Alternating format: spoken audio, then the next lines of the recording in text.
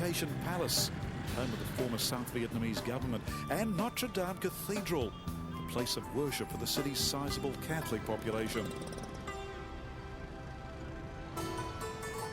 Heading north out of Ho Chi Minh City, we experience firsthand the city's notorious kamikaze riders.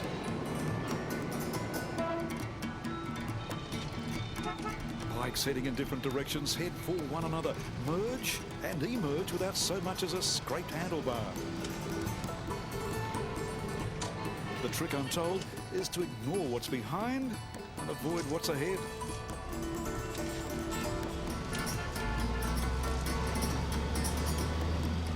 For us, what's ahead are some graphic reminders of the Viet Cong's formidable war-winning ways.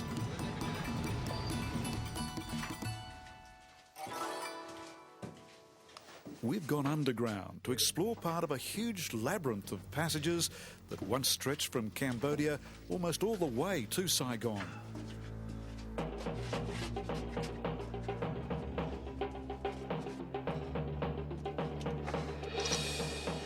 Crawl far enough and you'll emerge in what was once a command centre for the North Vietnamese Army.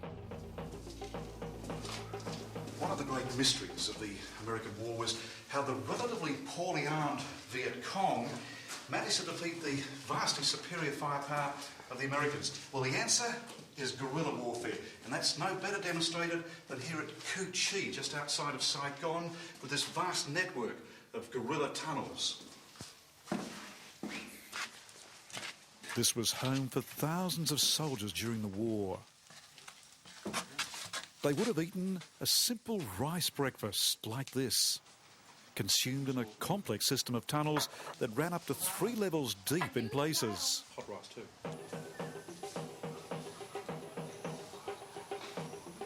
Booby traps were dug to snare infiltrators, and hospital beds installed to treat the wounded. Many female guerrillas gave birth right here.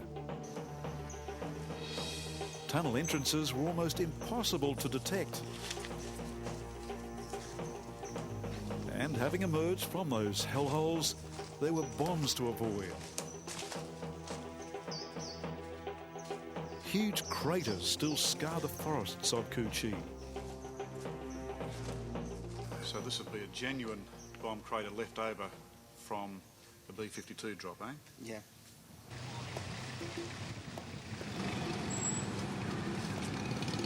We are now deep inside Cambodia. Ahead, our final destination, the breathtaking monuments of Indochina's most powerful empire.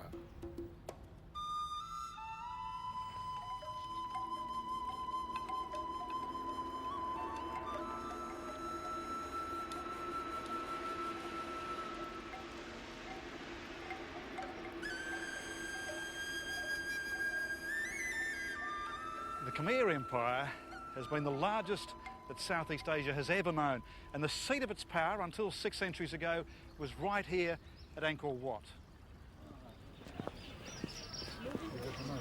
Angkor Wat is thought to have been both a temple and a mausoleum for the Khmer king Suryavarman II, who ruled for 40 years back in the 12th century. He ordered this imposing construction in honour of the Hindu god Vishnu, the sustainer, with whom the king felt an affinity.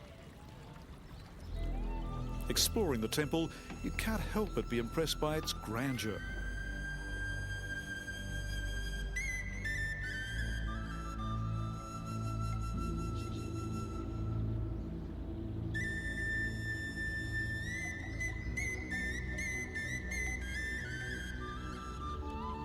Equally as stunning is its fine detail.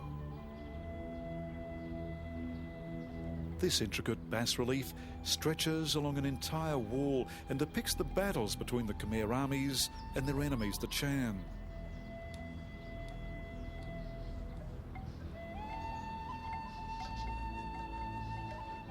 Angkor Wat isn't the only magnificent legacy of the Khmer, however. There are almost 300 other Khmer sites nearby, created by a succession of kings to honour themselves and their gods. John, it was a very impressive empire that the Khmer had. It was, Greg. I mean, they were by far the most powerful civilization Southeast Asia has ever seen. And they ruled from the 7th to the 15th century. Now, these buildings, of course, would have housed tens of thousands of Khmers at the time. They did. In fact, Angkor Wat was the actual capital, and at the time they had over 1 million people, and it was one of the largest cities in the world at the time. Whatever happened to the Khmer? Well, unfortunately, there was infighting in the royal family, and finally in the 15th century the Siamese invaded, and that was the beginning of the end of the Khmer Empire. They lost their territory in Burma and obviously Thailand, and eventually Vietnam. Most of these sites around Angkor Wat are now under restoration after centuries of having been overrun by jungle.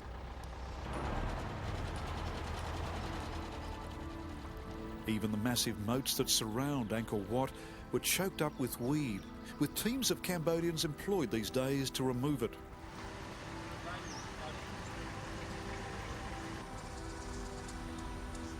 Watching over all of this, the macaques of Angkor.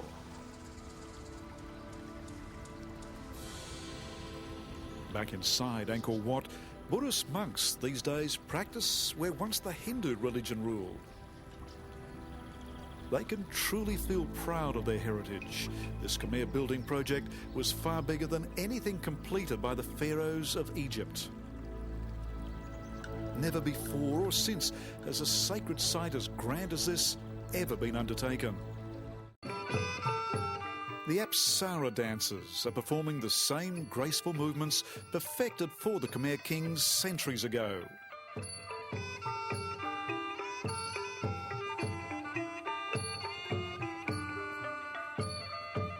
The dictator Pol Pot tried but failed to wipe out this cherished art form of the Khmers.